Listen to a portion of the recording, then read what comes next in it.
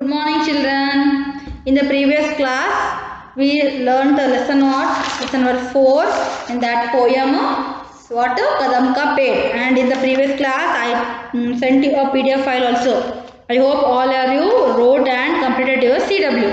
CW ಬರ್ಕೋಡೆಲ್ಲ complete ಮಾಡಿದ್ದೀನಿ ಅಂತ ಅನ್ಕೋತಿದ್ದೀನಿ. So next we will move to next lesson. So here one more lesson, a national poet. So क्या है कि यहाँ राष्ट्र कवि सुब्रमण्य भारती, उनके बारे में यहाँ क्या गया है कि आपको एक पाठ दिया गया है। ये सुब्रमण्य भारती कौन है और यहाँ क्यों इतना प्रसिद्ध है और हमारे क्या कि कवि राष्ट्र कवि कहा गया है कि कहाँ की राष्ट्र कवि है और क्या क्या किया था, उनके बारे में हम क्या करेंगे, उनका जीवन के बारे में यहाँ देखेंगे। तो all of you open your text book lesson number 5 page number 26। राष्ट्र कवि सुब्रमण्यम भारती, नेशनल पोएट सुब्रमण्यम भारती। पाठ का परिचय। यह पाठ राष्ट्र कवि सुब्रमण्यम भारती की जीवनी है। इसमें इनका जीवन परिचय तथा उपलब्धियां दी गई है। क्या हुआ है कि यहाँ इनके जीवन के बारे में बताया गया है, उसका जीवन में क्या क्या किया गया था और उनका जीवन में जो उपयुक्त कौन कौन सा अंश है ना, उसके बारे में कहा गया है। Yes, here this is lesson about a national poet Subramaniam Swamiji, their lifestyle. Okay, so shall we start? So राष्ट्रकवि Bharti का जन्म 11 दिसंबर 1882 को तमिलनाडु के गांव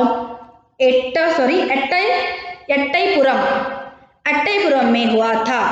उनकी माता का नाम लक्ष्मी अम्माल और पिता का नाम चिन्नस्वामी अय्यर था। बचपन में सुब्बैया पुकार जाने वाले सुब्रमण्यम बचपन से ही अद्भुत प्रतिभाशाली थे और पढ़ने लिखने में आगे थे। मात्र 7 वर्ष की अवस्था से ही उन्होंने कविता लिखना प्रारंभ कर दिया था।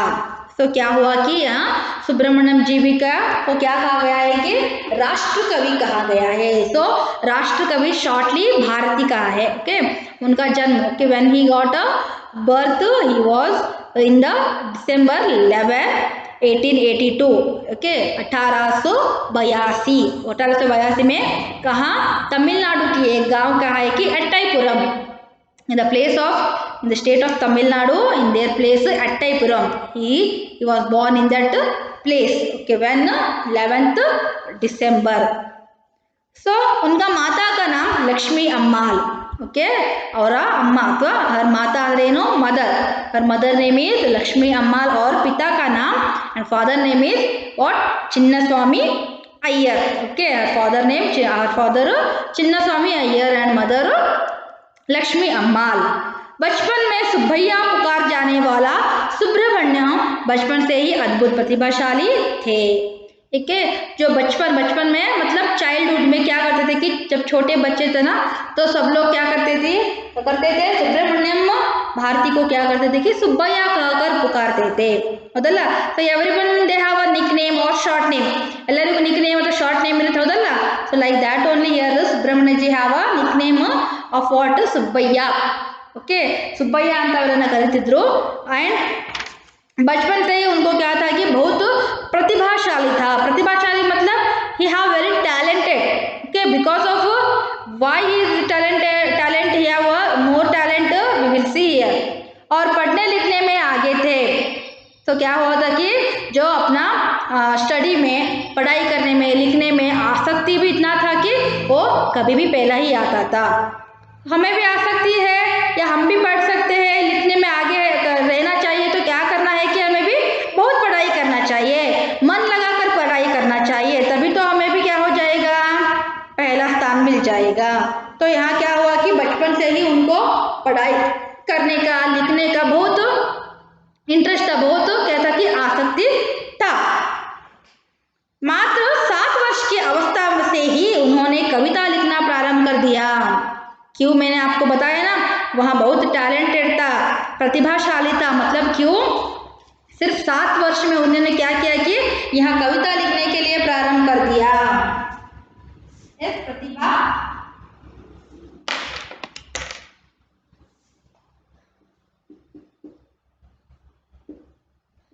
प्रतिभाशाली मतलब टैलेंट और टैलेंटेड।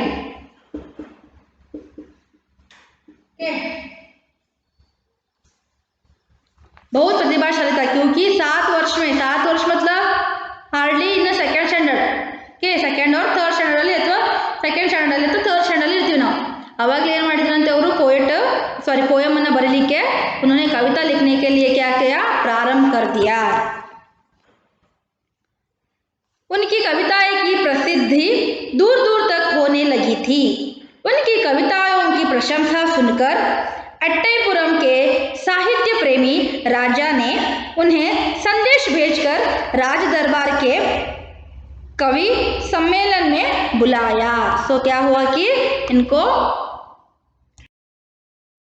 उनकी कविताओं की प्रसिद्धति क्या हुआ कि दूर दूर तक होने लगी थी। मतलब जो 7 वर्ष का बालक इतना अच्छा तरह से लेखन और कविता लिखता है, मतलब सबको आश्चर्य होता है और सब लोग क्या करते हैं कि उनके बारे में जानने के लिए क्या करता है कि बहुत आसक्ति दिखाते हैं या कुतूहल दिखाते हैं, क्योंकि 7 वर्ष के बच्चा इतना लिखता है, मतलब जो बड़ा होकर क्या करेगा, ಹೌದಲ್ವಾ। ಸೊ ಇಷ್ಟು ಸಣ್ಣ ಇರೋರಿಗೆ ಆರಾಮಾಗಿ ಬರೋದಿಲ್ಲ, ಬರಿತಾ ಇದ್ದಾನೆ, ಕವಿತೆ ಬರಿತಿದ್ದಾನೆ ಅಂದರೆ ದೊಡ್ಡವನಾದ್ರೂ ಬಹಳಷ್ಟು ಒಳ್ಳೆ ಕವಿ ಆಗ್ಬೋದು ಅಂತೇಳಿ ಎಲ್ಲರಿಗೆ ಅವನ ಬಗ್ಗೆ ಎಲ್ಲರಿಗೂ ಗೊತ್ತಿರ್ತದೆ।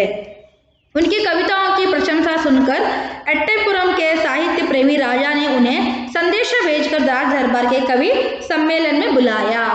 वहाँ क्या हुआ कि जो राजा वहाँ के एक अट्टईपुरम के राजा था, तो राजा ने क्या किया कि वहाँ उनको जो उस बच्चा है ना, कौन, सुब्रमण्यम जी का जो कविता के बारे में दूसरे लोग जो बातें करते थे कि हाँ बच्चा है कि बहुत अच्छे तरह से है क्या कविता लिखता है, सब सुनने के बाद उनके प्रशंसा के बारे में दूसरों से सुनने के बाद, ओके, ಇನ್ನೊಬ್ಬರು ಹೇಳ್ತಾ ಇದ್ರು ರಾಜನಿಗೆ, ಅಟ್ಟೈಪುರಂ ಊರಲ್ಲಿ ಅವನು ಹುಡುಗ ಇದ್ದಾನೆ, ಚೆನ್ನಾಗಿ ಕವಿತೆಗಳನ್ನು ಬರೀತಾನೆ, ಅವನ ಇಷ್ಟು ಸಣ್ಣ ವಯಸ್ಸಲ್ಲಿ ಚೆನ್ನಾಗಿ ಬರ್ತಿದ್ದಾನೆ ಅಂತ ಅವನ ಬಗ್ಗೆ ಎಲ್ಲ ಪ್ರಶಂಸೆ ಮಾಡ್ತಿದ್ರು, ಹೊಗಳ್ತಿದ್ರು, ಅಪ್ರಿಷಿಯೇಟ್ ಮಾಡ್ತಿದ್ರು। ಆವಾಗ ಏನಾಗ್ತಿತ್ತು ರಾಜನಿಗೆ, ಹೌದಲ್ಲ ಇವ್ನು ಯಾರಿರ್ಬೋದು ಅಂತ ಹೇಳ್ಕೊಂಡು ಅವನಿಗೆ ನೋಡ್ಬೇಕಂತ ಏನು ಮಾಡ್ತಾರೆ ಅವರು, ಅವನ ಸಾಹಿತ್ಯ ಬಗ್ಗೆ ತಿಳ್ಕೊಬೇಕಂತ ಹೇಳ್ಕೊಂಡು उन्होंने राजा ने क्या किया, राजा भी एक क्या था कि बहुत साहित्य प्रेमी था, जो अपने आस्थान में जो अपने दरबार में क्या करता था कि कवि सम्मेलन, ओके, कवि सम्मेलन ಅಂದರೆ ಎಲ್ಲ ಕವಿಗಳು ಬಂದು ತಾವು ಏನು ಕವಿತೆಗಳನ್ನು ಬರೆದಿರ್ತಾರಲ್ಲ ಅದನ್ನೆಲ್ಲರ ಮುಂದೆ ಹೇಳೋದು, ಅದ್ರಲ್ಲಿ ಯಾರು ಚೆನ್ನಾಗಿ ಬರೆದಿರ್ತಾರೆ ಅವರಿಗೆ ಪ್ರೈಸ್ ಸಿಗ್ತಿತ್ತು ಅಥವಾ ಅವರಿಗೆ ಏನು ಮಾಡ್ತಿದ್ರು, ಬಹುಮಾನಗಳನ್ನು ಕೊಡ್ತಿದ್ರು। ಆ ಥರ ಕವಿ ಸಮ್ಮೇಳನದಲ್ಲಿ ಏನು ಮಾಡ್ತಾರೆ, ಅವನನ್ನು ಕರೆ ಕೊಟ್ಟು ಕರೆಸ್ತಾರೆ, ಓಕೆನಾ। ಸೊ ಯಾರಿಗೆ ಕರೆಸ್ತಾರೆ ಇಲ್ಲಿ, ಸುಬ್ರಹ್ಮಣ್ಯಂ ಭಾರತಿ ಅವರನ್ನ ಏನು ಮಾಡ್ತಾರೆ, ಕವಿ ಸಮ್ಮೇಳನದಲ್ಲಿ ಅಟ್ಟೈಪುರಂನ ರಾಜ ಏನು ಮಾಡ್ತಾರೆ, ಕರೆಸ್ತಾರೆ। मात्र 11 वर्ष की अवस्था में राज दरबार के कवि सम्मेलन में बाल कवि सुब्बैया ने अपनी कविताओं से अपनी ऐसी छाप छोड़ी कि उपस्थित कवि इनकी प्रतिभा को देखकर चकित हो गए। अब सुब्बैया जी को क्या हुआ था कि 11 वर्ष, ओके, 11 इवाग ಎಷ್ಟು 11 ईयर्स। सो उनके क्या हुआ कि उस वर्ष में अवस्था में राज दरबार के कवि सम्मेलन में बाल कवि सुब्बैया ने अपनी कविताओं की क्या किया कि सबको कविताएं बताया कि इतना अच्छा कविताएं बताया कि सब लोग क्या हो गए कि चकित हो जाए। चकित ಅಂದ್ರೆ ಎಲ್ಲರೂ ಆಶ್ಚರ್ಯ ಆಗಿಬಿಡುತ್ತೆ। सिर्फ क्या है कि बाल कवि कहा है, बाल कवि मतलब 11 वर्ष, only he was at the age of 11 years। so then when he went to attend that ಕವಿ ಸಮ್ಮೇಳನ ಅಟೆಂಡ್ ಆಗಕ್ಕೆ ಹೋಗಿರ್ತಾನೆ, ಹೌದಲ್ಲ, ಅವಾಗ ಅವನಿಗೆ 11 ವರ್ಷ, ಅವಾಗಲೇ ಎಷ್ಟು ಚೆನ್ನಾಗಿ ಕವಿತೆಗಳನ್ನು ಹೇಳ್ತಾನಂದ್ರೆ ಎಲ್ಲರಿಗೂ ಕೂಡ ಚಕಿತ ಅಂದರೆ ಏನೋ ಆಶ್ಚರ್ಯ ಆಗಿಬಿಡುತ್ತೆ, ಇಷ್ಟು ಸಣ್ಣ ಹುಡುಗ ಇಷ್ಟು ಚೆನ್ನಾಗಿ ಹೇಳ್ತಿದ್ದೀರಾ ಅಂತ ಹೇಳ್ಕೊಂಡು ಎಲ್ಲರಿಗೂ ಏನು ಮಾಡ್ತಾನೆ, ಆಶ್ಚರ್ಯ ಮೂಡುವಂತೆ ಮಾಡ್ತಾನೆ, ಹಾಗೂ ಎಲ್ಲರ ಮನಸ್ಸಿನಲ್ಲೂ ಸುಬ್ಬಯ್ಯ ಅವರ ಹೆಸರು ಏನಾಗುತ್ತೆ, ನೆನಪಿಡುತ್ತದೆ, ಹೌದಲ್ಲ। ದೊಡ್ಡವರು ಆರಾಮಾಗಿ ಮಾಡ್ತಾರೆ, ಎಲ್ಲರೂ ಕಾಮನ್ ಆಗಿಬಿಟ್ರು, ಅವಾಗ ಸುಬ್ಬಯ್ಯ ಏನು ಸಣ್ಣ ವಯಸ್ಸಿನಲ್ಲೇ ಎಲ್ಲರನ್ನ ಆಶ್ಚರ್ಯಗೊಳಿಸುವಷ್ಟು ಚೆನ್ನಾಗಿ ಕವಿತೆಗಳನ್ನು ಬರೆದಿಂದ ಎಲ್ಲರಿಗೂ ಕೂಡ ಏನಾಯಿತು, ಅವನು ಹೆಸರು ಕೂಡ ನೆನಪಲ್ಲಿತ್ತು, ಹಾಗೂ ಎಲ್ಲರ ಮನಸ್ಸಲ್ಲೂ ಕೂಡ ಏನೋ ಒಂದು ಪ್ಲೇಸನ್ನು ತೆಗೆದುಕೊಂಡ್ಬಿಟ್ರು ಅವರು।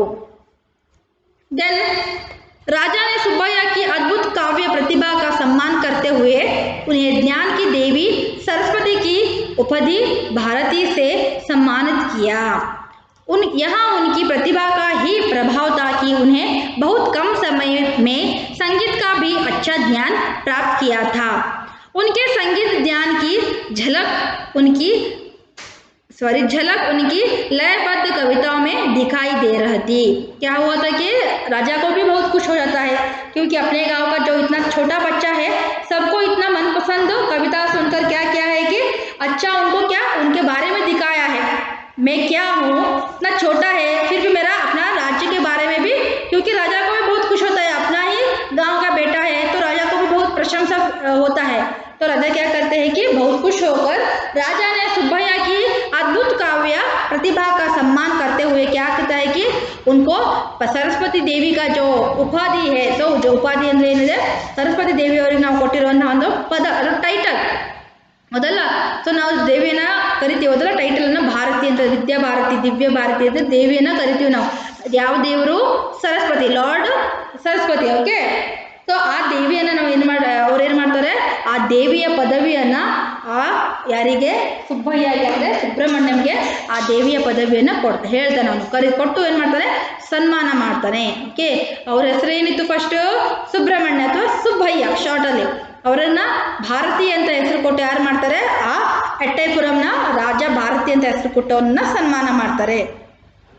यहाँ उनके प्रतिभा का ही प्रभाव था कि उन्होंने बहुत कम समय में संगीत का भी अच्छा ज्ञान प्राप्त किया था.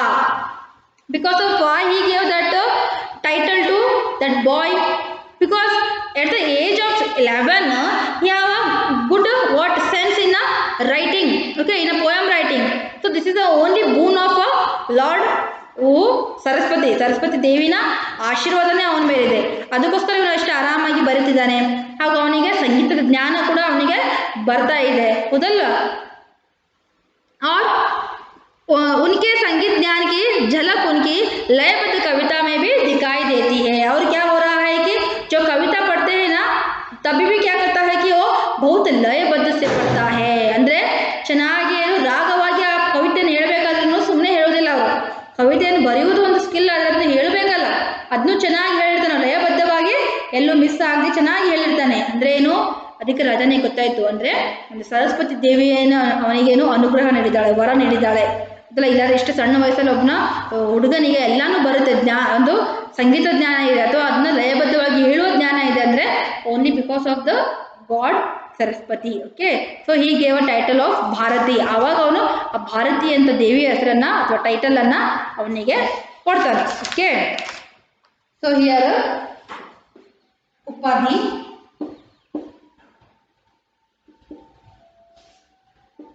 ಉಪಾಧಿ means what? Title. Then ಪ್ರತಿಭಾ, ಓಕೆ, ಲಯಬದ್ಧ,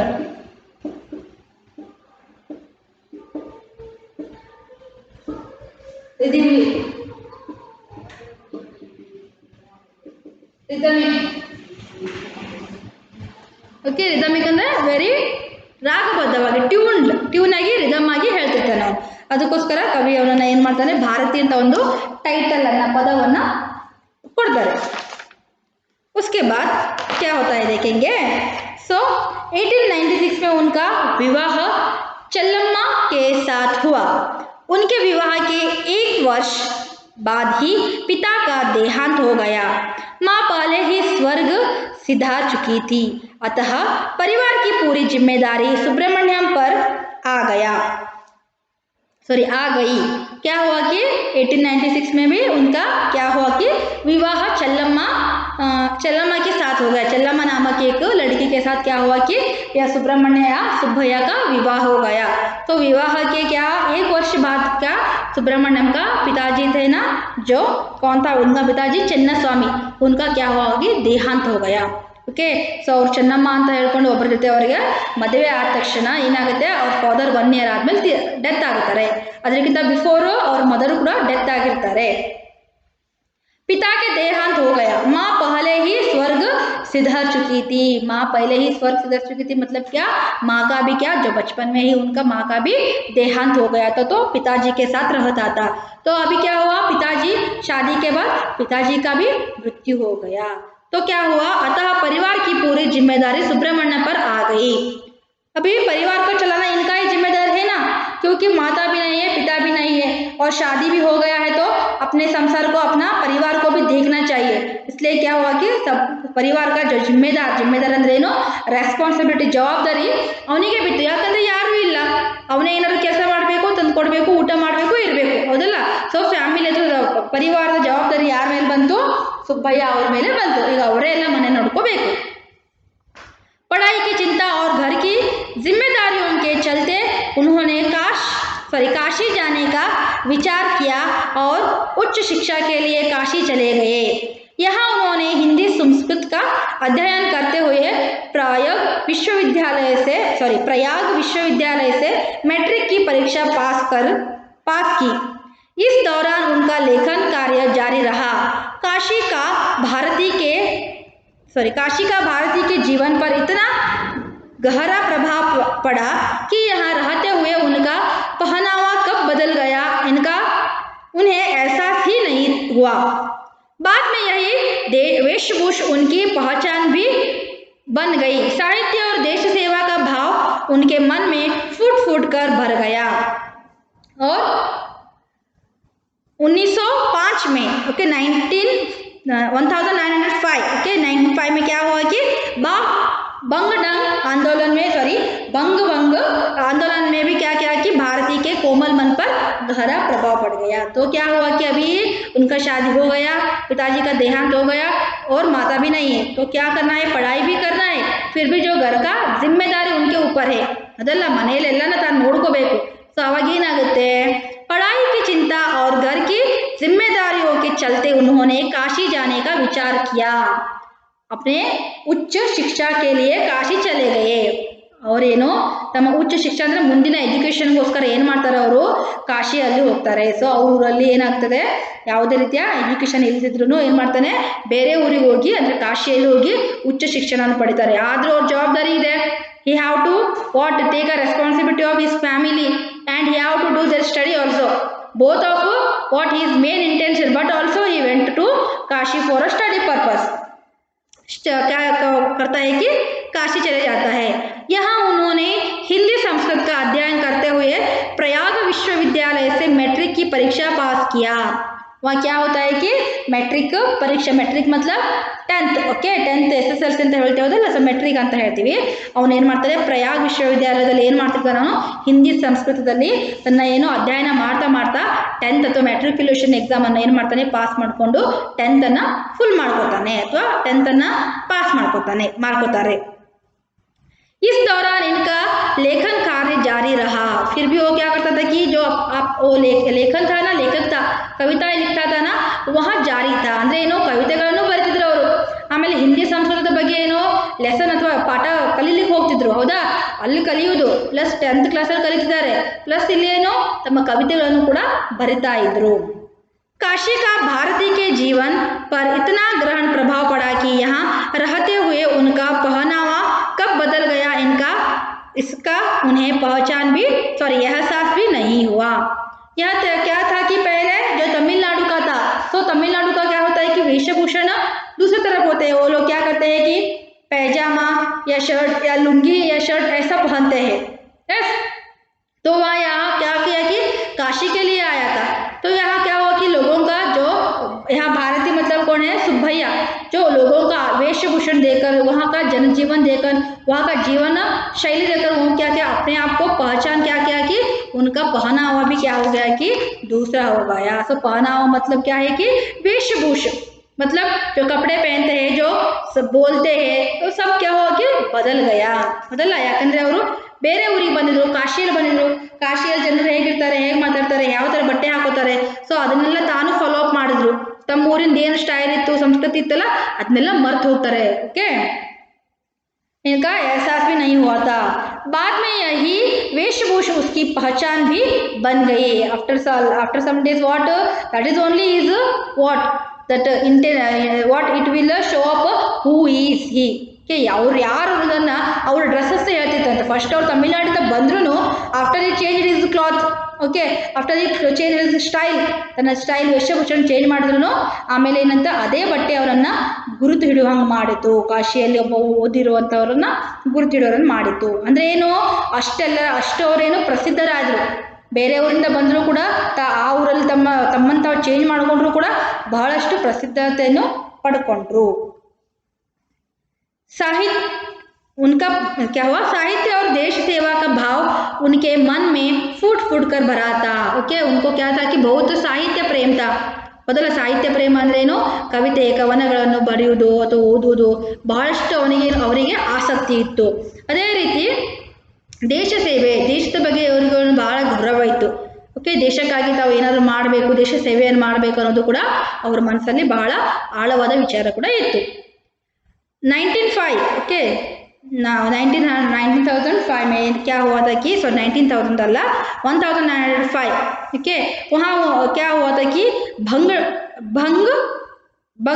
आंदोलन का भारत के कोमल मन पर ग्रहण प्रभाव पड़ा. सो यहाँ क्या हुआ था कि भंग आंदोलन हुआ था. सो उस आंदोलन में क्या हुआ कि सभी लोग थे, सभी लोग के बारे में जहाँ जाने से क्या हुआ कि उस आंदोलन को इतना अपने सिर पर लिया कि उसका क्या हुआ कि प्रभाव उसको बहुत पड़ा.